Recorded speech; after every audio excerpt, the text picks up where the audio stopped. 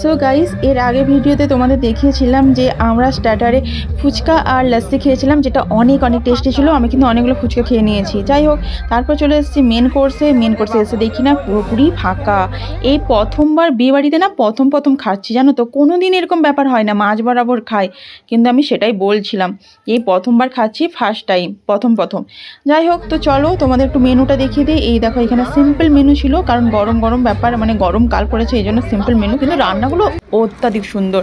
এই দেখো, এখানে রয়েছে ফিশ কাটলেট, যেটা অনেক সুন্দর ছিল, মনে হচ্ছে আরেকটা নেই, কিন্তু কি করব বন্ধুরা, পুরোনো ফুচকা খেয়ে আমার পুরো পেট ভর্তি। এখন কটা বাজে জানো? 8:30। 8:30টার সময় কেউ খেতে বসে ভাই? আমি তো কখনো 8:30টার সময় বাড়িতেও খাই না, কি বলবো। তারপর দেখো রুমালি রুটি আর এক তরকা, এদিকে আমার ছেলে খেতে ব্যস্ত। আর তোমাদের তো একটা কথা বলাই হয়নি বন্ধুরা, আমাদের বিয়েটা কার হচ্ছে? বিয়েটা হচ্ছে আমার মেজো মামা শ্বশুরের ছোট ছেলের বিয়ে। তো সেইখানে আমরা পুরো ফুল ফ্যামিলি চলে এসেছি। তারপর দেখো রয়েছে ফ্রায়েড রাইস আর রয়েছে চিকেন কষা। ওয়াও, চিকেন কষাটা না জাস্ট চুমু ছিল বন্ধুরা, দারুণ টেস্টি ছিল। উফ, আর বলো না, আমি তো কতবার নিয়েছি জানো চিকেন কষা? 5বার নিয়েছি, 2 পিস করে অবশ্য। প্রথমবারে 4 পিস দিয়েছিল, তারপর 2 পিস করে। দারুণ টেস্টি ছিল, উফ আহা।